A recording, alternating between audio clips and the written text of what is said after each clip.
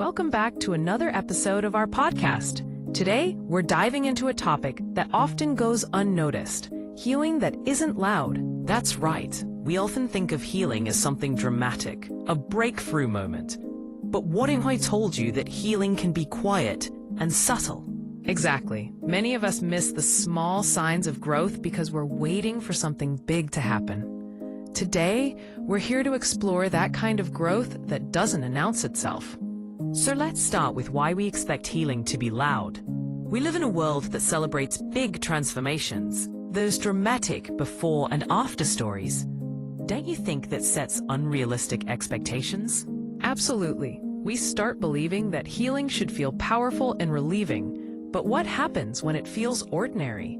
When it feels like nothing is changing? That's a great point. When healing doesn't feel like freedom, it can actually feel confusing. We might even think it's not happening at all. And yet, healing often shows up in the subtle ways we might easily overlook, like reacting a little less or needing less explanation. It's those small victories that matter.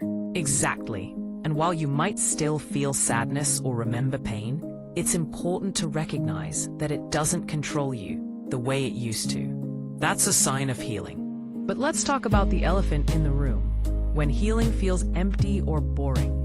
No one really discusses this part, right? Right. When chaos leaves, there's suddenly space, and that can feel unsettling.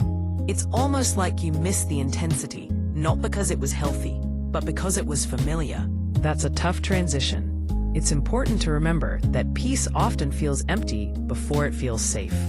You're not losing yourself.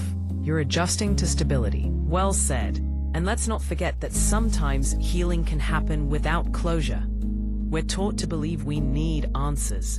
But what if healing is simply choosing peace in the absence of them? Exactly.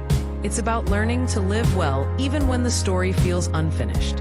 It's a powerful choice to say, I choose myself anyway. And that choice, repeated quietly, is what growth truly looks like. Healing becomes part of you, integrated into your daily life. So true. You start to notice it in how you don't chase what used to hurt you, or how you forgive yourself faster. Healing becomes something you live, not just something you do. As we wrap up, let's remind our listeners that if healing feels slow, quiet, or barely noticeable, that doesn't mean it isn't real. Sometimes that's the deepest kind of healing. Exactly. Healing doesn't ask for applause. It asks for patience.